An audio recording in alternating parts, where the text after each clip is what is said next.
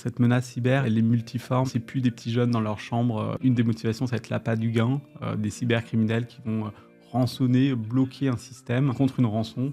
Un des enjeux majeurs, c'est de faire comprendre que ce sujet de la cybersécurité, ça concerne tout le monde. Une des grosses révolutions que l'IA va apporter dans le domaine de l'éducation, c'est l'apprentissage personnalisé. On sait depuis déjà pas mal d'années que, par exemple, des cours particuliers permettent d'être 2 à 3 fois plus efficaces qu'un cours classique. Il faut qu'on arrive à expliquer à nos jeunes que une IA générative, ça peut halluciner, ça peut dire des bêtises en quelque sorte. 2 transformations majeures de notre époque, c'est clairement la transformation numérique et la transition écologique.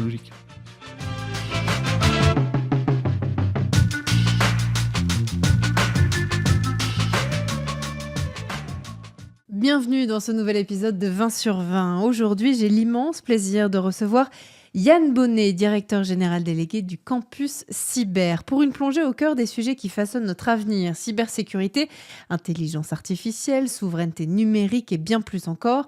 On va le faire donc avec vous, Yann, un acteur clé du numérique en France et en Europe, à la croisée aussi des chemins entre technologie, politique publique et éducation.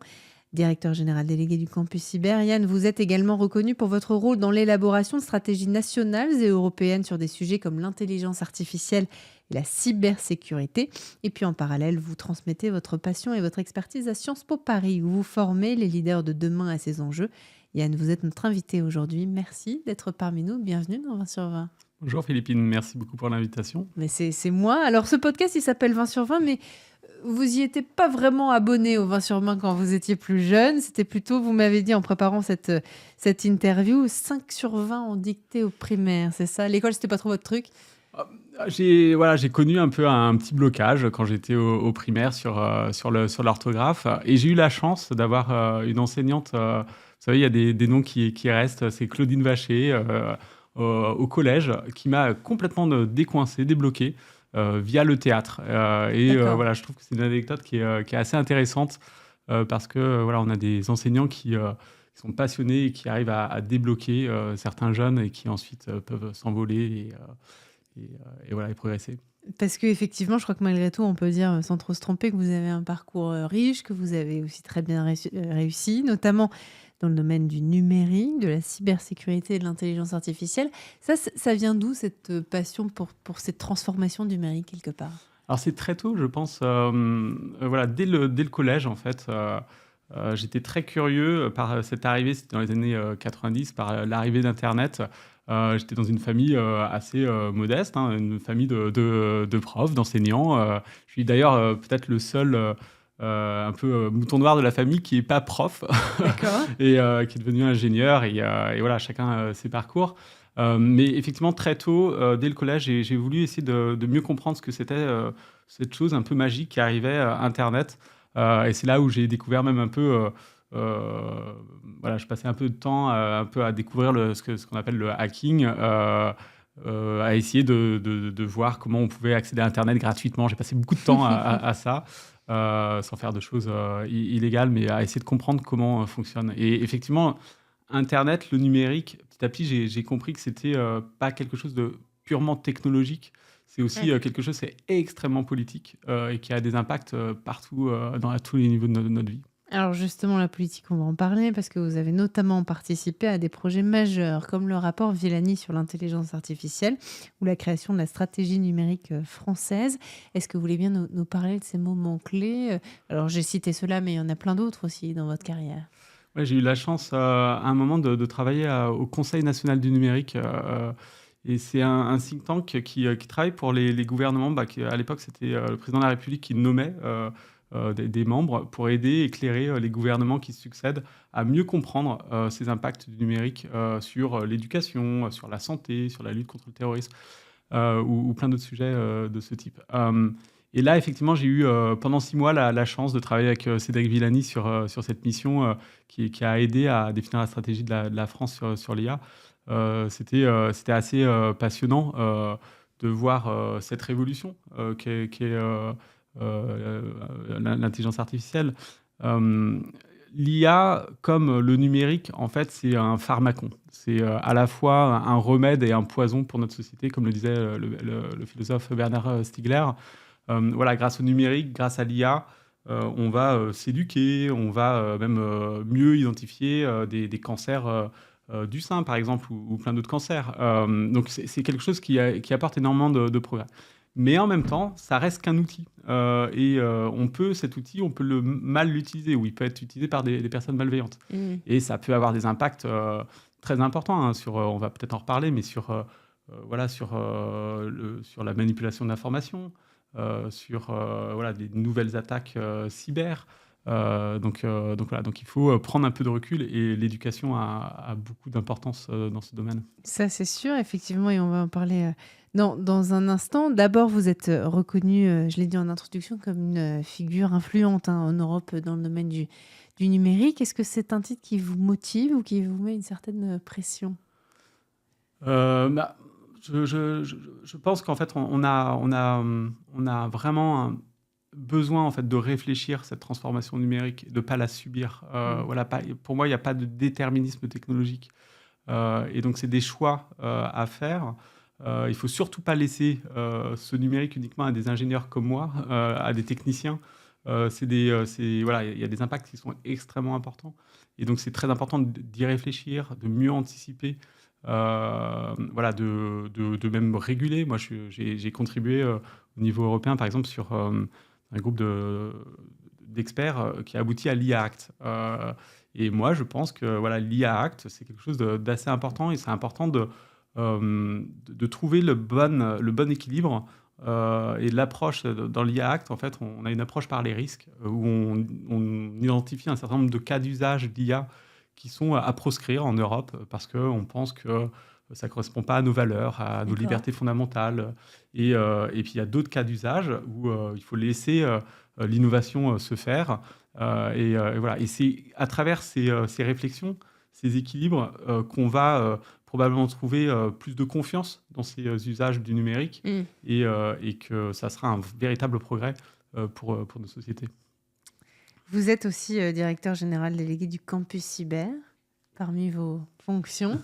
C'est un endroit qui est présenté comme le lieu totem, je cite, de la cybersécurité en France. Est-ce que vous voulez bien nous présenter sa mission? Oui, bien sûr. Le campus cyber, en fait, l'idée du campus cyber, elle est assez simple. On a un état de la menace, je ne veux pas trop angoisser les gens, mais plus notre société se numérise, plus on a des menaces cyber qui peuvent arriver. Ça va de la cybercriminalité à l'espionnage ou à d'autres choses, comme le sabotage dans un contexte géopolitique qui est assez compliqué. Et donc, on a besoin, à travers ce lieu qu'on a créé il y a 3 ans, de fédérer les acteurs de l'écosystème pour être plus forts ensemble. Donc, après 3 ans, on a à peu près 6000 experts qui ont des accès au campus. C'est assez unique au monde. On a chaque jour à peu près 1000-1200 experts qui sont là. Ce qu'on a essayé de faire, on a des acteurs publics comme l'ANSSI, qui est l'agence de cybersécurité de l'État. On a même la DGSE qui se cache même pas, ouais. qui est là, qui assume. On a des acteurs de la recherche, on a des écoles, on a plus de 18 écoles. On a et aussi des entreprises, des startups, des grands groupes, et aussi des non-pure players. Donc on a notamment beaucoup de banques, d'assurances, différents acteurs. L'idée du campus, comme je le disais, c'est d'être plus fort ensemble et de faire rayonner l'excellence française au niveau national, européen et international.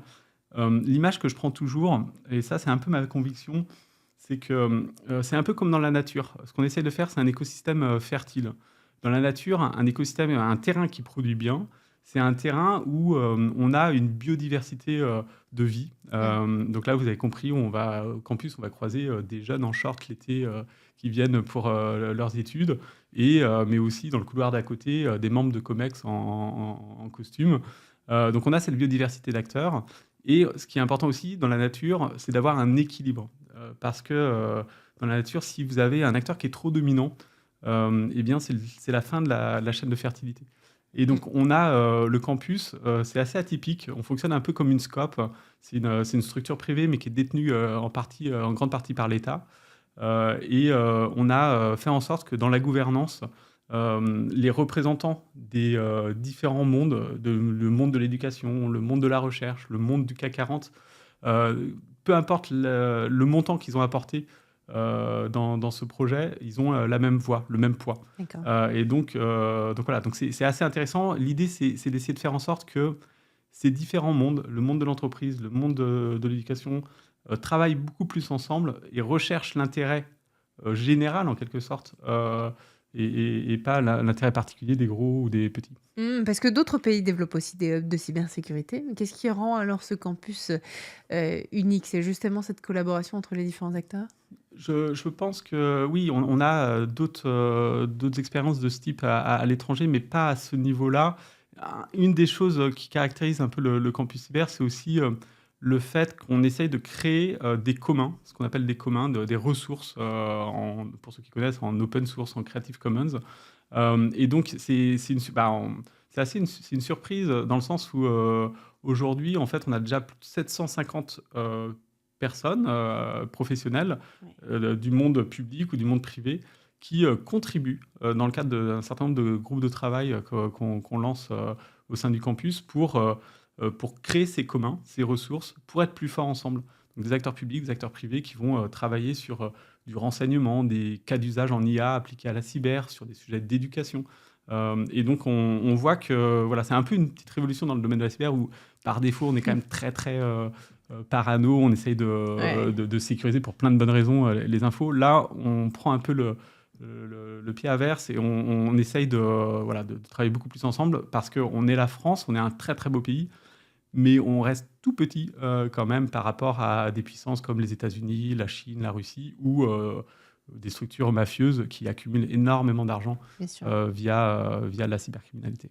D'où justement, effectivement, le travail que vous menez au sein du campus cyber. Je crois aussi que vous veillez et travaillez à étendre le modèle du campus au niveau territorial. Où est-ce qu'on en est de ce projet? Exactement. L'idée, ça aurait aucun sens d'avoir tous les pompiers de la cyber au niveau de Paris.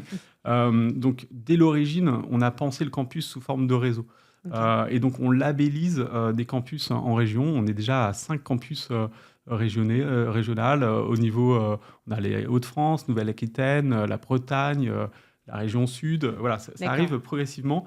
Et l'idée, là aussi, c'est d'être plus fort ensemble au niveau national, de partager nos expériences, nos outils, pour, encore une fois, mieux protéger notre société, inverser en quelque sorte les rapports de force par rapport à ceux qui nous attaquent. Et on essaye aussi, et c'est assez intéressant, on inspire à l'étranger. Ah Ça se fait oui. pas trop, mais on a par exemple la Lituanie, on a travaillé beaucoup avec eux. Ils ont créé un campus cyber, ils ont utilisé le même nom, campus cyber lituanien. On a l'Allemagne qui est très intéressée, on travaille avec eux pour créer un campus, et on a des délégations étrangères quasiment tous les mois qui viennent D'accord. s'inspirer au sein du campus. Donc je pense qu'on a un modèle qui est assez atypique et intéressant. Plutôt positif, effectivement, quand la France rayonne à l'international, notamment sur ces sujets-là. J'imagine que ça fait plaisir de le voir et de l'entendre. Ouais, et puis c'est comme ça qu'on sera plus fort aussi Ouais, au c'est niveau vrai. international pour faire en sorte qu'on puisse, encore une fois, utiliser le numérique de façon positive et que ça soit pas limiter les impacts négatifs. Sachant que c'est vrai, la cybersécurité, elle repose aussi sur la montée en compétences, bien sûr, des individus, des États, aussi des pays. Quels sont vos axes de travail dans ce domaine-là? Quelles sont les compétences essentielles, selon vous, qu'on doit développer actuellement chez les acteurs du secteur? Alors déjà, sur le sujet de l'éducation et des talents dans le domaine de la cybersécurité, c'est un énorme sujet. Je pense que c'est notre priorité Ouais. vis-à-vis de l'écosystème. Peut-être quelques chiffres. Il y a une étude de l'OCDE de cette année qui indique qu'en France, c'est 60 000 postes non pourvus. 60 000 postes, c'est beaucoup. Au C'est niveau énorme. européen, c'est plusieurs centaines de milliers. Au niveau mondial, c'est plus de 3,5 millions. Donc on a un énorme enjeu d'attirer des nouveaux talents dans le domaine de la cyber. On a un enjeu aussi de former des formateurs pour essayer de former tous ces nouveaux talents. Alors, on a sur l'attractivité des métiers, on a un vrai sujet parce que dans la plupart des têtes, dans l'imaginaire des gens, quand on parle cybersécurité, on va imaginer un homme avec une capuche dans le noir et Geek. voilà, le fameux geek avec et donc ça, il y en a, hein, y compris moi. Et il en faut, mais c'est pas que ça. Les métiers de la cyber, c'est plus de 40 métiers. Il y a des métiers techniques où il y a des hommes et des femmes qui excellent. Il y a des métiers non techniques où il y a des hommes et des femmes qui excellent. Et on a besoin de casser ces biais, casser ces codes, cette représentation, de travailler l'imaginaire pour montrer tout le sens de nos métiers, des métiers du care, de la protection, montrer qu'il y a des métiers de la géopolitique appliquée à la cyber, de la communication, du droit, et attirer des nouveaux talents. On fait ça, on va faire plein d'actions sur ces sujets-là. D'accord. On ne fait pas ça dans un esprit d'inclusion. On fait ce qu'on a besoin, c'est pour de l'efficience. Si on est 5 ingénieurs qui ont la même culture, ça ne va pas bien fonctionner en fait. On ne va pas bien comprendre comment les attaquants peuvent nous attaquer. Et c'est mieux d'avoir des cultures, de la diversité en genre et pas que en genre pour avoir une équipe qui fonctionne mieux. Donc on a un énorme enjeu là-dessus. Sur l'attractivité. Donc, on va faire pas mal d'actions, notamment avec Radio France, pour attirer des nouveaux talents. Voilà, vous verrez en 2025, avec l'activation de pas mal d'influenceurs, on a mis en place une plateforme qui s'appelle evolution.campuscyber.fr qui permet aux jeunes et aux moins jeunes de mieux comprendre quelles sont les différentes formations qui existent, et pas que pour les ingénieurs, hein. Et on va faire pas mal d'actions. On fait beaucoup d'actions avec des universités pour former massivement, parce que c'est important pour notre pays. On organise régulièrement des job dating au sein du campus cyber pour aider. Et ça, on en a organisé un il y a 15 jours. Ça m'a fait énormément plaisir parce que je me suis aperçu, on a eu 700 jeunes ou moins jeunes qui se sont inscrits en très peu de temps. Et parmi ces inscrits, on avait 38% de filles et 27% de personnes en reconversion. Et ça, c'est quand même très encourageant, c'est-à-dire qu'on peut attirer de façon plus large. Et je pense qu'on a réussi ça grâce à l'action de certaines associations, notamment le CEF6, qui active les femmes dans le domaine de la cybersécurité. Alors, vous me parliez justement des attaquants, des attaqués. Les cyberattaques, elles se multiplient. On en entend de plus en plus parler dans les médias. Elles touchent aussi tous les secteurs. Quels enjeux, justement, vous paraissent les plus pressants actuellement, Yann ? Voilà, ce qu'il faut comprendre derrière cette menace cyber, elle est multiforme. On ne sait plus des petits jeunes dans leur chambre. Une des motivations, ça va être l'appât du gain, des cybercriminels qui vont rançonner, bloquer un système contre une rançon. On a des cas d'espionnage, on a des cas de sabotage. Un des enjeux majeurs, c'est de faire comprendre que ce sujet de la cybersécurité, ça concerne tout le monde dans le monde professionnel, mais dans le monde aussi personnel. Et donc, c'est là où l'éducation est extrêmement importante. Il faut absolument qu'on aide les jeunes à mieux comprendre cette transformation numérique, à voir les côtés positifs, mais aussi les côtés négatifs, notamment des actions de cybercriminels. Parce que les questions autour de l'IA sont nombreuses, notamment sur la transparence, sur l'éthique, les biais algorithmiques aussi. Quels sont, selon vous, peut-être les plus complexes à résoudre ou ceux sur lesquels vous travaillez le plus en ce moment ? Alors, le sujet de l'IA, c'est très, très vaste. Effectivement, il y a beaucoup de sujets sur l'explicabilité. Il faut là aussi, il y a un énorme enjeu de faire comprendre aux jeunes que l'IA, ça peut, on le disait tout à l'heure, apporter beaucoup de choses positives, mais aussi des choses négatives. L'IA, c'est quelque chose, on en parle beaucoup là en ce moment, depuis novembre 2022 avec ChatGPT et la Generative AI. Mais l'IA, en fait, c'est quelque chose qui existe depuis bien plus longtemps. Ça a plus de 60 ans avec la Predictive AI. Ça pose plein de sujets, ça peut avoir plein d'impacts à différents niveaux, dans tous les domaines, y compris dans le domaine de l'éducation. Je pense qu'il y a une des grosses révolutions que l'IA va apporter dans le domaine de l'éducation, c'est l'apprentissage personnalisé. On va avoir, on sait depuis déjà pas mal d'années que, par exemple, des cours particuliers permettent d'être 2 à 3 fois plus efficaces qu'un cours classique. En fait, moi, je pense que l'IA personnalisée, l'apprentissage personnalisé via de l'IA va aider, va aller dans ce sens-là. Il va même peut-être permettre d'éviter, dans certains cas, des décrochages, comme j'ai pu avoir, moi, mon blocage sur l'orthographe, en adaptant certains exercices pour pas qu'ils soient trop faciles à certains moments, parce que ça pourrait ennuyer certains, ou trop difficiles à d'autres moments, parce que ça pourrait bloquer, comme moi, telle chose. Cet apprentissage personnalisé, ça va être quelque chose qui peut vraiment apporter beaucoup de choses pour notre société, et qui va même à mon avis, contribuer à diminuer en fait les inégalités sociales. Donc ça peut apporter énormément de choses, mais ça a aussi des limites. Il faut qu'on arrive à expliquer à nos jeunes que voilà, une IA générative, ça peut halluciner, ça peut dire des bêtises en quelque sorte.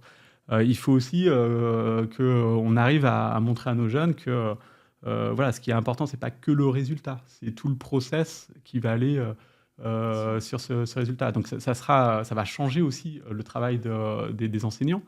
Euh, voilà, je pense que certaines IA vont aider, vont être des sortes d'auxiliaires de jeunes. Voilà, si on est un apprenant, on peut poser des questions à un enseignant pendant les heures de cours ou parfois un peu plus à d'autres moments. Mais là, avec un chat, je sais pas comment, un tuteur virtuel Ouais. d'IA, le jeune va pouvoir poser des questions très tard la nuit, progresser, et ça peut faire gagner du temps aux enseignants pour pour leur permettre d'avoir un peu plus de temps à consacrer voilà, en interaction avec, Bien avec sûr. les jeunes. Ça demande aussi un vrai travail de formation parce que vous, parmi vos nombreuses casquettes, Yann, vous êtes notamment enseignant à Sciences Po. Qu'est-ce que vous pensez des compétences numériques qui sont actuellement enseignées dans les écoles et en universités françaises, à la fois pour les jeunes, mais aussi pour justement ces enseignants qui sont confrontés jour après jour à ces sujets-là? Je pense que c'est un énorme enjeu. On doit, l'éducation, pour moi, c'est quelque chose qui doit permettre à la nouvelle génération de mieux appréhender le futur. Et donc, on a besoin d'anticiper beaucoup plus cette transformation numérique, que ce soit de l'IA ou autre. Et donc, c'est extrêmement important. On ne peut pas laisser une génération juste expérimenter ce qui se passe. Et c'est un peu ce qu'on voit là hein, avec l'IA Ah générative. oui, Ça a été tellement rapide voilà, que certains ont décidé, comme Sciences Po, de bloquer un moment ChatGPT. ouais. Qu'est-ce que Bon, vous en pensez, vous, d'ailleurs, de cette moi, je pense qu'il faut pas, décision? on peut pas bloquer un outil. C'est comme bloquer. Je veux dire, à l'époque où les calculettes sont arrivées, j'imagine que certains disaient, bah, ça va être les gens vont plus savoir compter. Il y a une levée de bouclier, d'ailleurs. C'est vrai, vous avez raison, à Voilà. l'époque.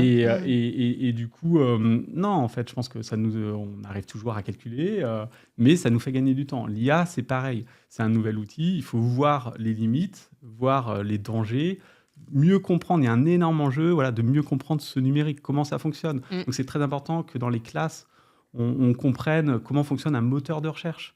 Qu'est-ce que c'est que ces bulles de filtre dont on parle? Comment elles impactent l'opinion des gens? Comment ça peut avoir un impact, les réseaux sociaux, sur des choix politiques, sur des impacts sur la C'est vrai. démocratie? Voilà, comment on est dans une économie de l'attention où voilà, les likes provoquent de la dopamine qui est de l'hormone du plaisir et comment en fait ces systèmes ont été réfléchis depuis des années par des spécialistes de l'addiction. Donc Mm. tout ça, c'est des choses qui sont extrêmement. Il faut qu'on arrive à démystifier ce numérique. Et donc là, effectivement, il y a un énorme enjeu de formation des enseignants, de sensibilisation des jeunes, qui est majeur pour notre pays, pour nos jeunes, pour nos moins jeunes, pour mieux comprendre cette transformation. Il y a deux transformations majeures de notre époque, pour moi. Ouais. C'est clairement voilà, la transformation numérique et la transition écologique. Tout à fait. D'ailleurs, vous prenez souvent la parole sur cette position entre la convergence entre transition numérique et écologique. Est-ce que c'est compatible, d'ailleurs? En tout cas, on a une responsabilité. Ouais. On a une énorme responsabilité en tant que professionnel du numérique parce que ce numérique a un impact très Mm. conséquent sur notre planète. Moi, à mon sens, hein, le risque écologique, il est bien supérieur au risque numérique puisqu'il est existentiel. Donc, du coup, ça va être un énorme défi. C'est aussi pour ça que voilà, la nouvelle génération, elle va avoir des défis majeurs comme celui de la transition écologique à régler. Et il faut qu'on arrive à les sensibiliser sur ces sujets-là, à les sensibiliser sur leurs responsabilités. Hein. J'ai eu la chance à certains moments, par exemple au MIT, de discuter avec des enseignants voilà, qui m'expliquaient à l'époque qu'en tant qu'ingénieur, il y a plusieurs types d'algorithmes, sans rentrer dans les détails, en IA. Il y a certains algorithmes qui fonctionnent très très bien en termes de prédiction, mais on n'arrive pas trop à... Le côté explicabilité est très mauvais.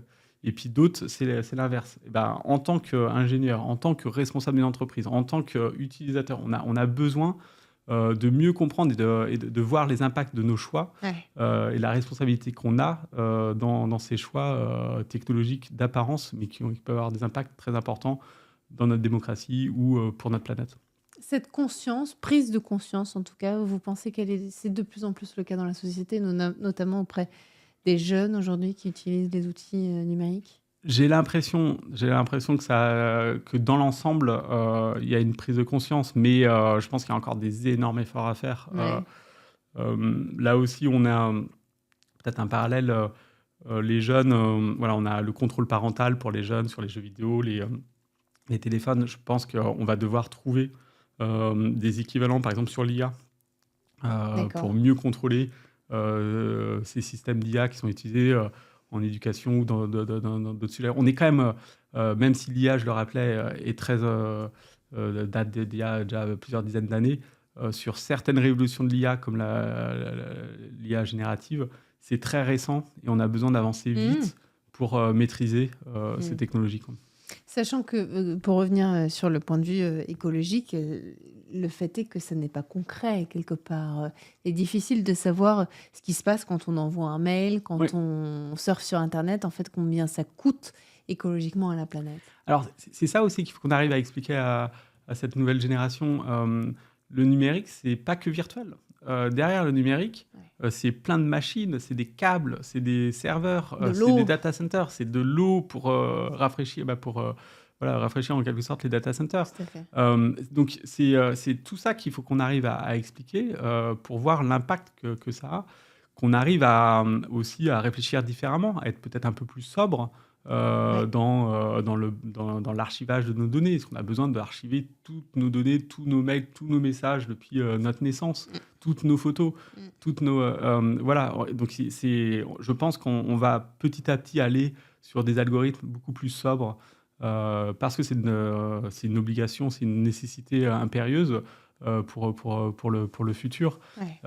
Donc voilà, donc ça fait beaucoup de challenges pour l'avenir. Et là encore, l'éducation est essentielle pour cette prise de conscience et faire en sorte que cette nouvelle génération va trouver des solutions ou en tout cas contribuer à faire en sorte que notre planète fonctionne mieux. Mmh. Il y a l'éducation au numérique, l'éducation aussi à l'esprit, critique. Est-ce que vous percevez, bien sûr, j'en ai aucun doute, mais est-ce que, vos élèves, par exemple, perçoivent l'impact des géants du numérique sur d'éventuelles politiques publiques en Europe, par exemple?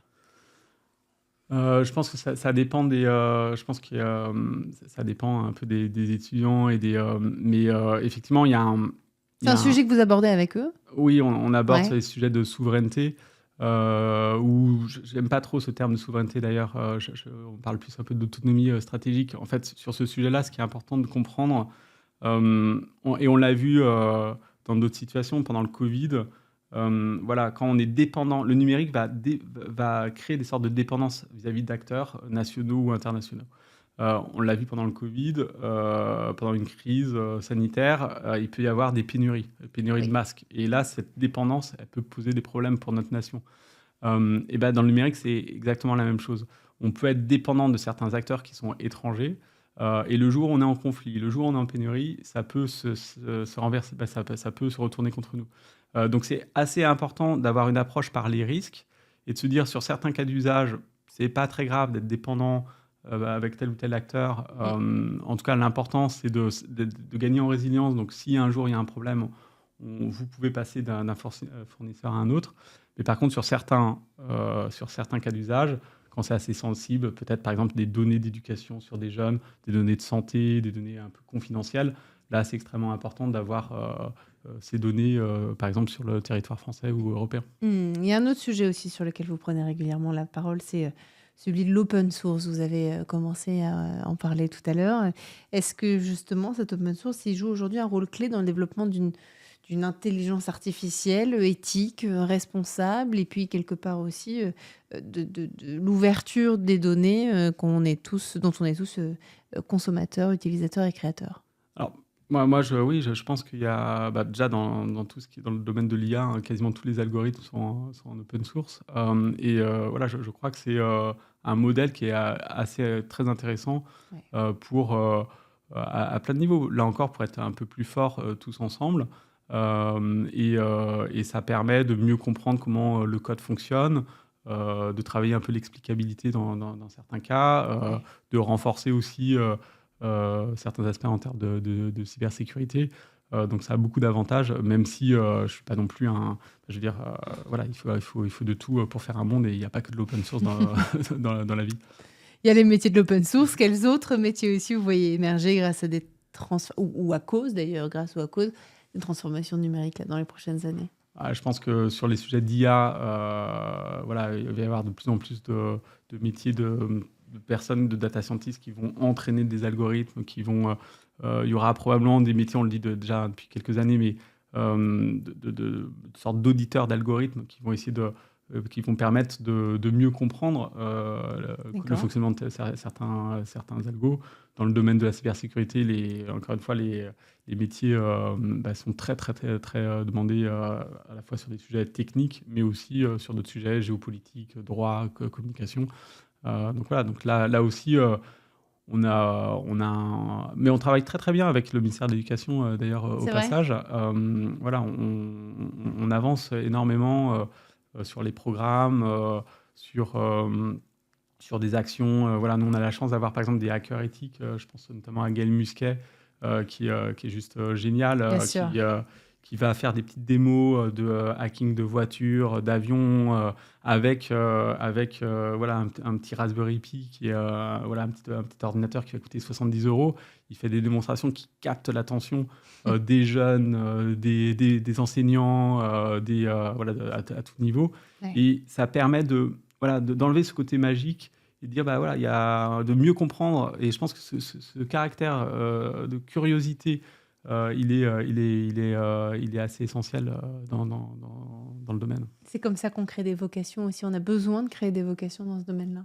Je pense qu'on a besoin de créer des vocations parce que c'est l'avenir, de mettre en avant des rôles modèles, pas que, et notamment Mhm. des rôles modèles féminins. Voilà, il y a un truc qui m'est très cher, c'est aussi de rapprocher le monde de l'entreprise du monde de l'éducation. Voilà, il y a plein de choses à faire pour faire en sorte que ça fonctionne mieux. On a la chance là aussi, dans toutes nos actions côté Campus Cyber sur les sujets d'éducation, on est très soutenu par l'État avec France 2030. Oui. Et ça, c'est quelque chose qui est extrêmement important aussi. Alors, vous me parliez justement dans votre réponse de rôle modèle et notamment les rôles modèles féminins. Effectivement, on en a besoin, notamment avec la pénurie de talents dans le secteur du numérique, de la tech, de l'ingénierie. Vous, c'est qui votre rôle modèle ou quand vous étiez petit, est-ce que vous aviez quelqu'un où vous disiez ah ça, ce serait, j'adorerais faire comme elle ou comme lui, qui a quelque part créé votre vocation? Bonne question. Moi, j'ai eu plein de rôles modèles Ouais. progressivement. Et ce que j'ai appris, notamment, c'est que tout était possible, en fait, avec un peu d'audace, beaucoup de travail. Si on arrive à mettre un jeune en confiance, voilà, on peut vraiment avancer et déplacer des montagnes.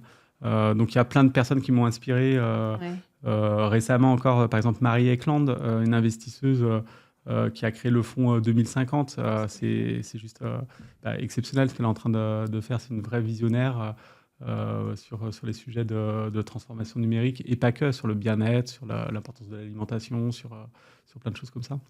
Des sujets qui s'élargissent au numérique. Pardon, je vous coupe. Non, non, Dites-moi. mais voilà. Non, mais c'est très intéressant. Effectivement, ça nous amène à imaginer justement l'évolution de ce secteur et notamment du campus cyber dans 10 ans, avec, on l'espère, de plus en plus de femmes aussi. Mais dans 10 ans, où est-ce que vous voyez ce campus cyber comment il va évoluer là au fil des prochains mois, des prochaines années? Bah, moi, voilà, je pense que le campus je suis assez convaincu qu'on a besoin de travailler en écosystème. Et d'ailleurs, pas que dans le domaine de la cyber. Tous les sujets, on parlait tout à l'heure d'environnement, on a besoin de faire travailler beaucoup plus les mondes ensemble, le monde de l'éducation, le monde de la recherche, le monde des entreprises, pour mieux se comprendre. Et donc, cette logique d'écosystème, c'est quelque chose qui, je pense qu'on peut encore renforcer en France dans plein de domaines. Donc j'espère qu'on aura des sortes de campus cyber un peu partout sur différentes thématiques. Encore une fois, pour mieux se comprendre, pour être plus innovant et puis mieux adresser les défis de notre planète, de notre époque. C'est ce qu'on vous souhaite en tout cas. Le monde de l'éducation continue de changer à une vitesse folle. Si vous deviez justement imaginer l'enseignement du futur, l'université de demain, prendre une mesure, peut-être si vous aviez les clés là du ministère de l'Éducation nationale ou de l'enseignement supérieur, Oula, oui. qu'est-ce que ce serait? Moi, je pense qu'une mesure, ça serait ce que je disais tout à l'heure, c'est d'essayer de rapprocher le monde de l'entreprise, le monde de l'éducation. Et quelque chose de, je me suis toujours posé comme, c'est de favoriser, par exemple, la présence de professionnels au sein des collèges, des lycées. Dans chaque classe, chaque mois, il devrait y avoir, à mon sens, des entrepreneurs qui viennent témoigner. Il y a déjà, hein, mais on devrait augmenter. Voilà, les stages, c'est super bien, mais Ouais. c'est aussi très lourd à organiser de C'est recevoir vrai. un jeune pendant une semaine ou plus.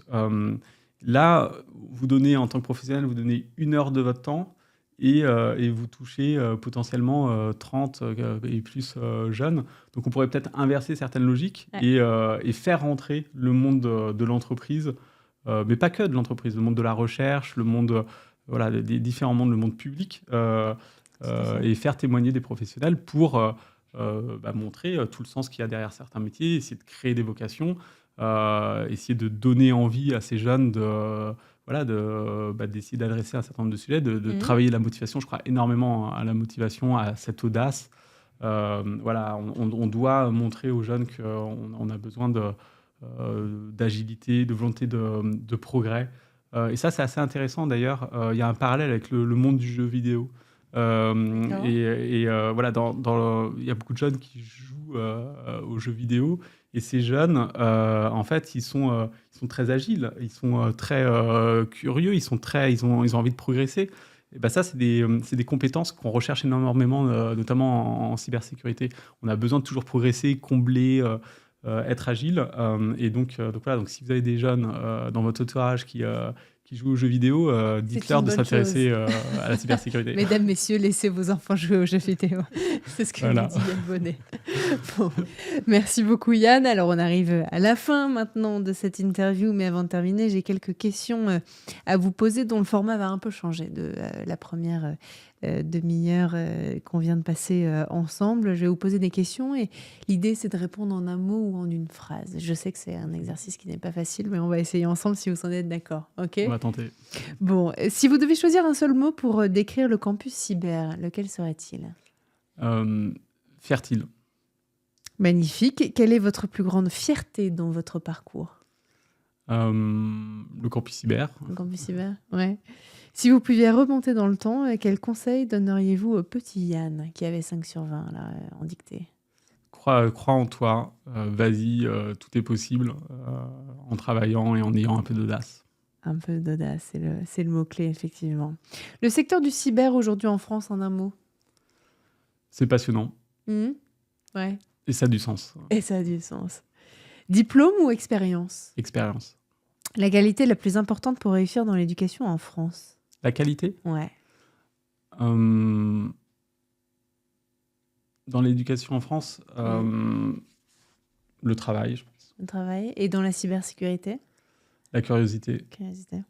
Une chose que vous changeriez dans l'enseignement supérieur? Vous avez commencé à nous parler justement à la fois des stages, des interventions, mais... Je pense que c'est essayer, et ça change hein, déjà, il y a énormément de travail qui est fait, mais être moins dans une logique de transfert de connaissances, mais plus voilà, dans le projet, dans la discussion entre j'ai eu la chance d'avoir travaillé, d'avoir étudié en Suède, par exemple, où on était beaucoup plus au même niveau avec l'enseignant Ouais, et dans le partage d'expériences. c'est intéressant ça. Et ça, c'est ouais, je crois beaucoup à la logique de projet, de partage, de débat. Ouais. On peut être d'accord ou pas d'accord avec telle ou telle position. Voilà, on a besoin de ça, je pense, pour améliorer notre éducation. Ça ferait peut-être du bien à la société, effectivement. Quel conseil vous donneriez à un jeune qui hésite à suivre une voie dans la tech ou dans le numérique? Vas-y, le numérique, c'est passionnant, il y a beaucoup de choses, beaucoup de défis dont on a parlé tout à l'heure, donc écoute l'émission et tu verras, il y a beaucoup de choses passionnantes à faire.